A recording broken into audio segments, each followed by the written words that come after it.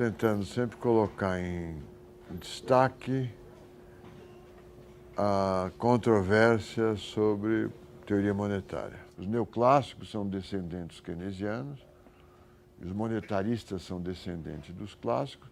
O âmago, o ponto central da controvérsia é esse.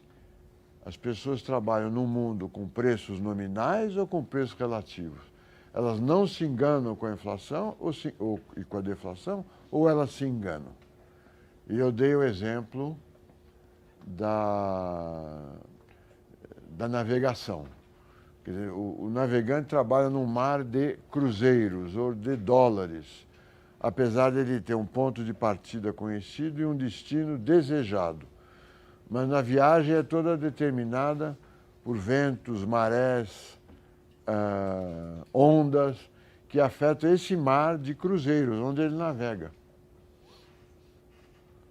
Para os clássicos, esse mar, ou ele não atrapalha, não perturba a visão de rumo e de coordenadas do navegador, porque ele aprende rápido, que apesar de ele estar olhando para cá, ele quer ir para lá, ou atrapalha, que é o ponto de vista dos keynesianos e dos seus descendentes. Hoje, nós vamos parar um pouco a controvérsia para dar uma aula ou duas muito estranhas. Eu espero que vocês achem estranho.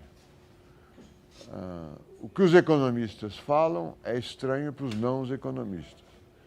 E hoje nós vamos estudar o que é dinheiro do ponto de vista dos não economistas, dos sociólogos, dos arqueólogos, dos antropólogos e da semiótica. Porque o nosso tema é dinheiro, e apesar de ser dinheiro e teoria monetária do ponto de vista dos economistas, nós temos que pesquisar ou pelo menos passar pelo ponto de vista pelo ponto de vista de outras áreas de conhecimento sobre a questão do dinheiro. Então a aula de hoje é o que é dinheiro.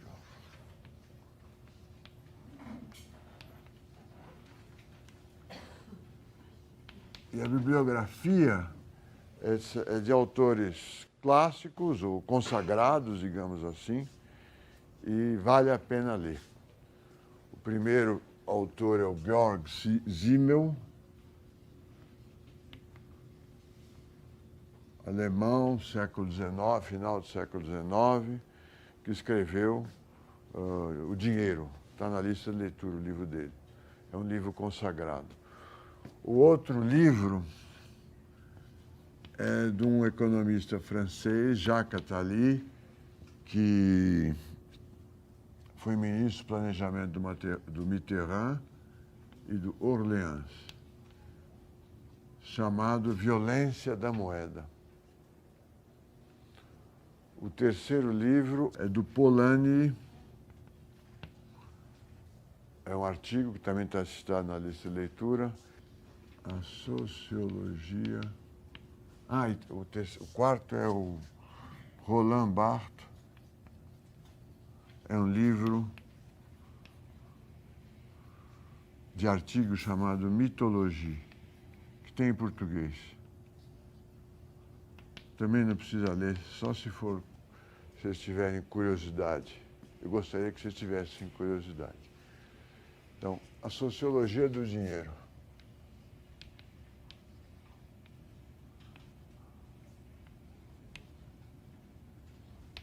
É esse cara aqui, o Simmel. Primeiro vamos pensar de novo na importância do dinheiro na vida contemporânea. Como eu disse na primeira aula, nós vivemos num mundo todo enumerado, todo cheio de etiquetas, com preços, números. A água custa R$2, esse teclado aqui está meio velho, mas deve custar uns R$300, o telefone custa R$2.000, um sapato custa R$150, O salário mínimo é 545. No mundo contemporâneo, o mundo contemporâneo produziu um jargão. Cada época tem um jargão, tem uma gíria e um jargão. Uma porção de palavras utilizadas por todos de uma forma aparentemente consensual, mas que de fato consensual não é. Então hoje, as palavras do jargão do século XXI, 2012, são sustentabilidade, cidadania, transparência e outras palavras desse tipo que vocês encontrarão nos lábios das pessoas bem intencionadas. Mas, de tanto serem aplaudidas e consensuais, elas perderam o sentido. Mas outra palavra do século XXI e de 2012 é produzir valor. A minha empresa produz valor, essa atividade produz valor. Esse é um jargão importado dos economistas, ou da economia. E produzir valor quer dizer gastar ou gerar mais receita do que custos. Isso que é uma linguagem dos economistas acabou sendo apropriada primeiro pelos MBAs de Harvard e depois pelos políticos, e hoje faz parte de um jargão, uma palavra que não está bem claro o que é o significado. Também faz parte do nosso jargão para entender o que é economia, porque produzir valor é produzir mais dinheiro do que gastar dinheiro. Porque o valor é medido em dinheiro e o que você gasta também é medido em dinheiro. Dentro do jargão atual, o que é sustentável do ponto de vista econômico é aquilo que produz mais dinheiro do que gasta.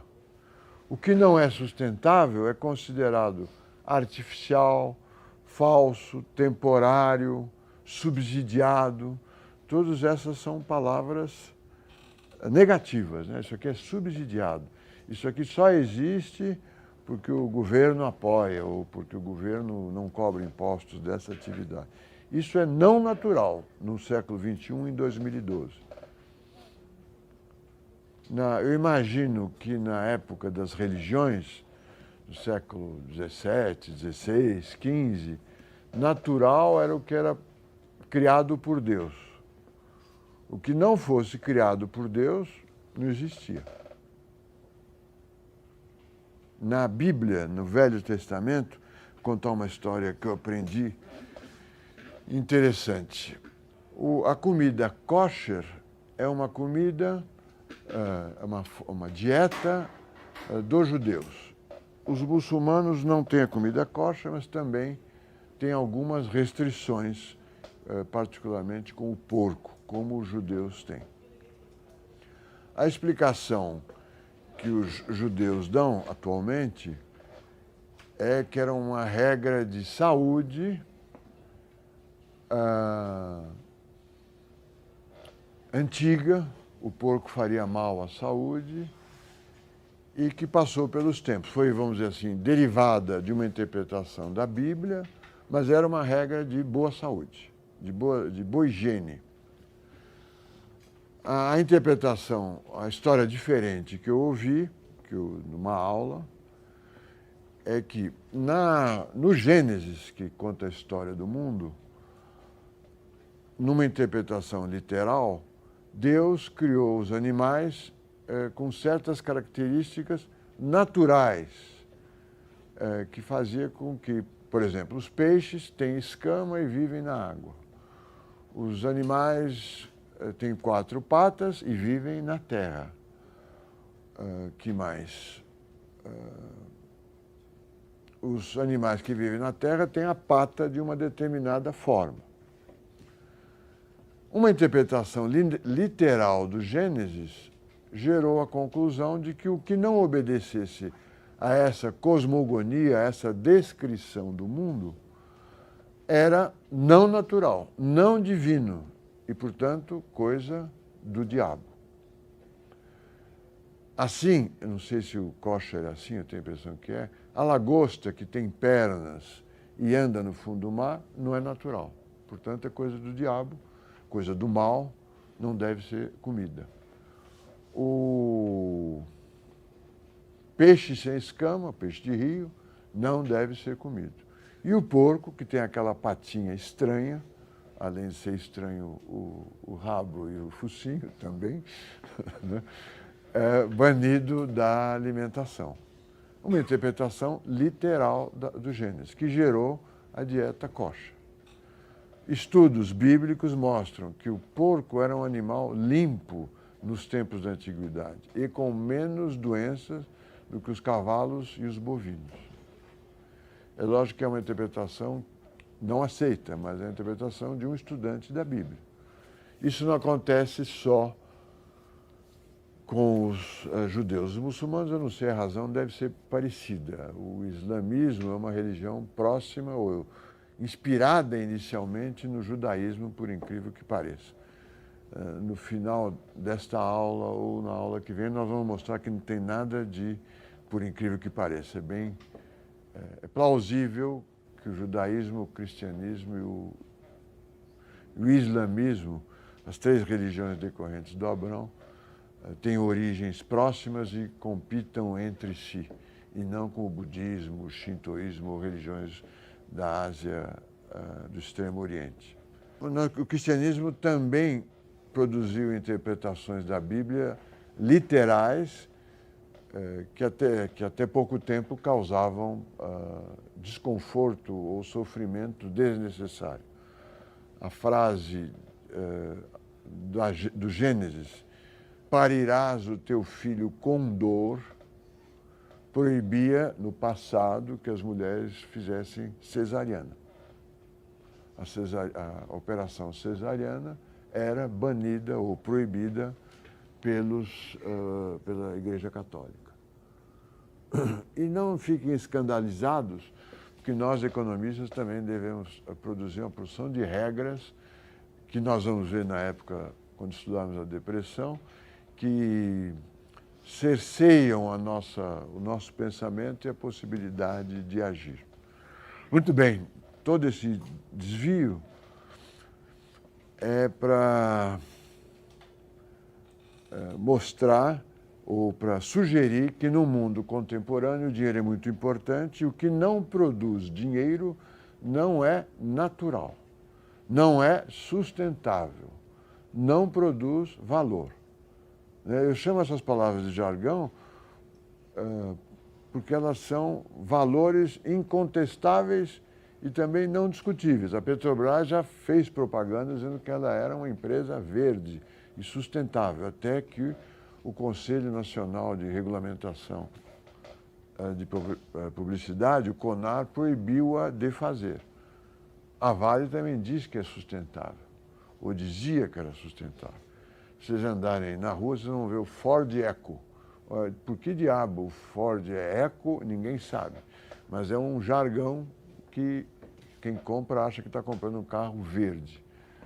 Ou, se não acha, pelo menos faz a propaganda que aquele carro é verde.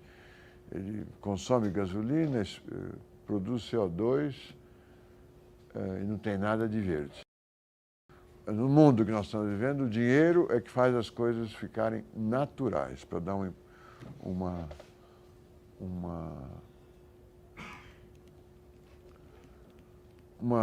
um exemplo de como o dinheiro é importante na economia capitalista e no século XXI. Mas também era importante no século XIX e XX. Portanto, ele não parece um treco, como a teoria quantitativa ou os clássicos imaginavam. E os seus seguidores imaginam. Não parece uma coisa pouco importante, a que as pessoas usam apenas para facilitar as trocas. Ao contrário, ele parece fundamental.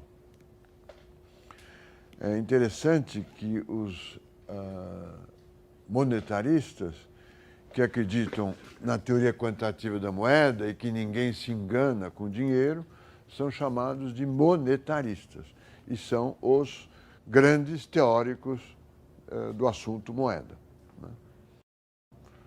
uma espécie de inversão. A moeda não é importante, diria o Friedman, mas ele é um monetarista, ele estuda a moeda. Ela é importante nos escritos do Friedman porque ela atrapalha. O ativismo do Banco Central atrapalha, o ativismo do Ministério da Fazenda atrapalha. A economia devia ser deixada livre, mas eles são monetaristas. Bom, para o Zimmel, entrando agora em sociologia, antes de entrar na sociologia do dinheiro, era bom lembrar a vocês algumas coisas importantes que eu gostaria de transmitir aos meus alunos como método. O primeiro item desse assunto, método, eu já falei com vocês, é não tenham medo de ler coisas que vocês não entendam. Leiam muitas vezes e depois aceitem ou rejeitem.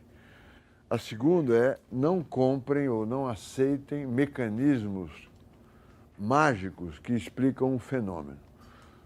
A teoria quantitativa da moeda foi, pelo menos no debate entre monetaristas e quantitativistas, um mecanismo mágico. Explicada por mecanismos mágicos, né? Chove dinheiro, aumenta os preços. O governo põe dinheiro na economia, as pessoas saem gastando. O que nós vimos no artigo do Tobin é uma pergunta cuidadosa. Como se cria o dinheiro? E uma vez criado, como que as pessoas tratam esse dinheiro? Mas passo a passo, sem que viesse um pulo mágico na explicação, dizendo, dando exemplo, ó, tem mais dinheiro, o preço do dinheiro cai e a gente sai por aí gastando. Como é que funciona isso? Essa visão jornalística, investigativa, que o dinheiro é impresso nos porões do palácio e depois o governo sai gastando, é uma visão de alguns episódios do período feudal, em que o senhor feudal, na base da violência, retirava a moeda, chamava de volta, como é que é isso? Retirava de circulação as moedas de ouro ou de prata e as devolvia com menos ouro e menos prata. Daí que vem esse tipo de pensamento. Mas não é assim que se cria dinheiro. A terceira regra metodológica que eu quero dar para vocês é: perguntem sempre quanto é e o que é.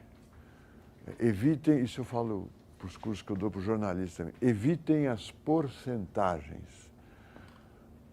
Por que eu falo evite as porcentagens? Porque você acaba falando sobre coisas que você não sabe exatamente como estão sendo medidas.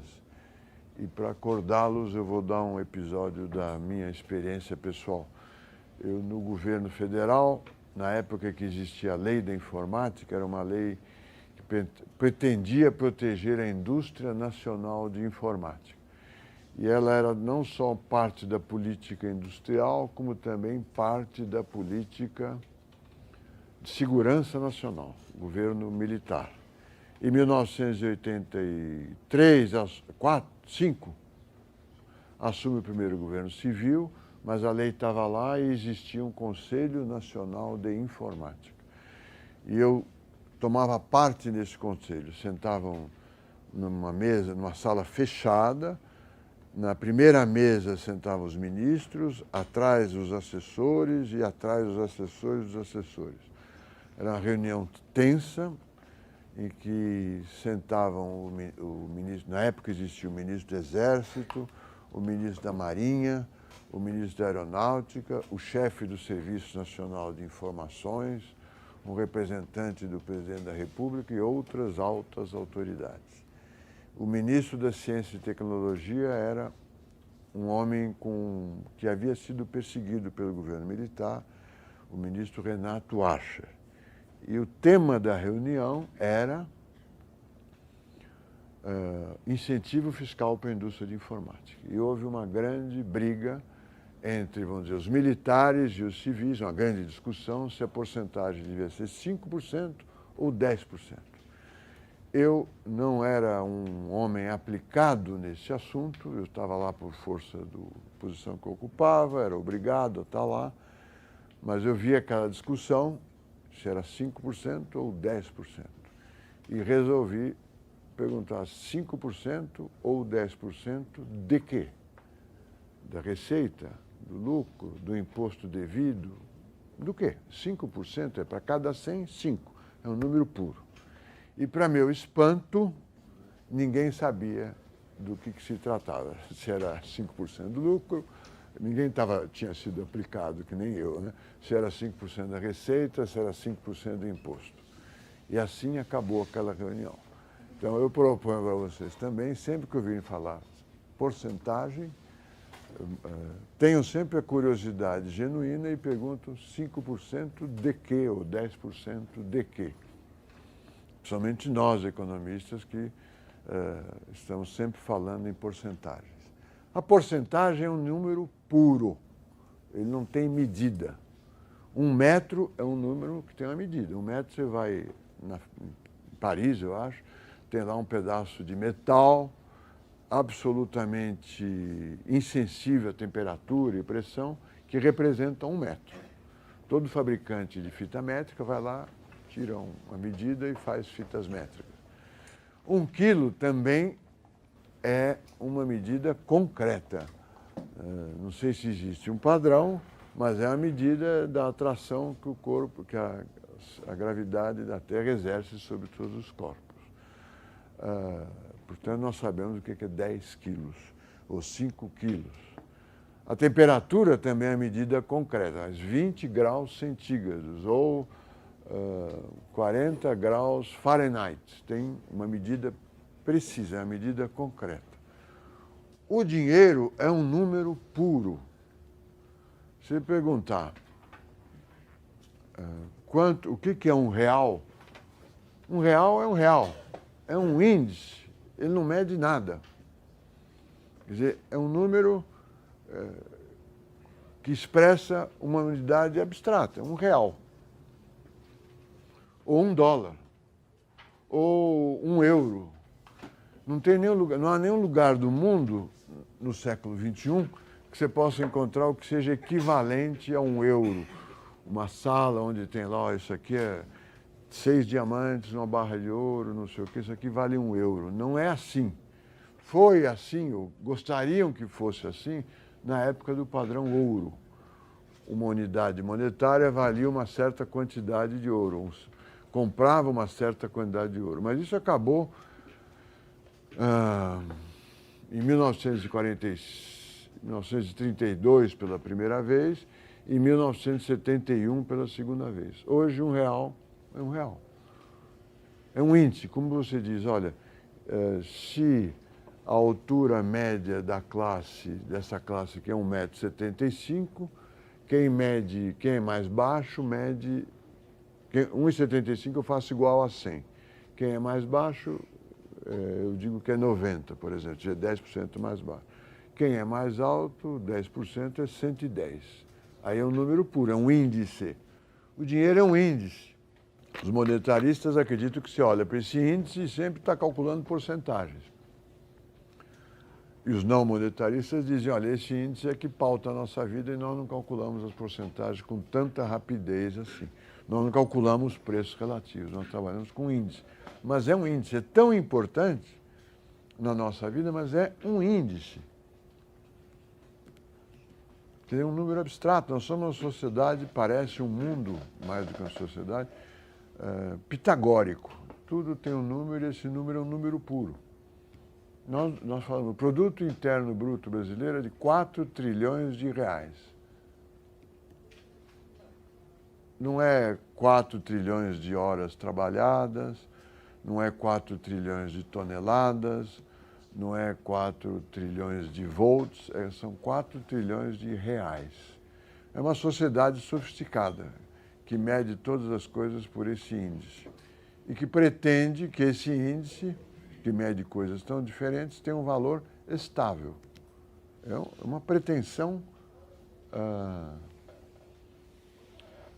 é um desejo pretensioso, é uma demanda pretensiosa. Numerar todas as coisas por um índice e esperar que essa média de todos os índices seja estável. É surpreendente. O Simmel, voltando na sociologia, primeiro podemos definir de forma geral, do ponto de vista sociológico, dinheiro é uma instituição. E instituição, para simplificar a discussão, é a regra do jogo. Não é o jogo, mas a regra do jogo. Mas é uma regra importante. Ele começa as suas afirmações, sua pesquisa, dizendo que o dinheiro é a instituição necessária, quer dizer, sem a qual não há, sem a qual o que se segue não pode existir, para a existência de uma sociedade de indivíduos. Nós vivemos numa sociedade de indivíduos. No período feudal, era uma sociedade de senhores, aristocratas, e hierarquicamente para baixo eram vassalos ou escravos do senhor feudal. Em Roma e Grécia, é uma sociedade de cidadãos e escravos. Os cidadãos são uma parcela pequena da sociedade que tinha um governo democrático, mas embaixo eram escravos. Só os aristocratas, os romanos, eram reconhecidos como cidadãos. Nós vivemos, desde a Revolução Francesa, numa sociedade de indivíduos. E os economistas fazem teorias sobre uma sociedade de indivíduos. Indivíduos são pessoas abstratas. Quando eu compro um telefone celular na Apple, ou da Apple, quem está comprando ali é um consumidor, não é o João. Se eu for surdo, cego e maneta, ou sem um dos braços, quer dizer, não posso, ou sem os dois, não posso, sou uma pessoa concreta, não posso operar um iPhone, mesmo assim o vendedor me venderá um iPhone. Eu sou um indivíduo que tem o direito de comprar o iPhone. E ele, se está à venda para todos, ele tem que vender para mim também. O indivíduo é uma pessoa abstrata que reconhece os outros indivíduos, não os mata quando chegam perto, não se apavora quando eles chegam perto, ele reconhece os outros e exige reconhecimento dos outros para si mesmo, mas como uma pessoa abstrata. Pessoa abstrata não tem nome, não tem história, só tem a característica de ser um ser humano que tem direitos e obrigações. Essa sociedade só existe se houver dinheiro. E vamos pensar por quê. Se não existisse dinheiro, primeiro, não existiria mercadoria, né? A possibilidade de trocar todas as coisas, particularmente trabalho, por uma outra coisa. O mundo de trocas diretas é um mundo teórico, na prática ele não existe. Os eventos de troca direta são muito escassos e são em relações internacionais de sociedades primitivas ou em experimentos bem intencionados em momentos de crise que em alguns lugares se faz troca direta e sai no Globo Repórter, mas não é uma característica predominante ou importante da sociedade capitalista.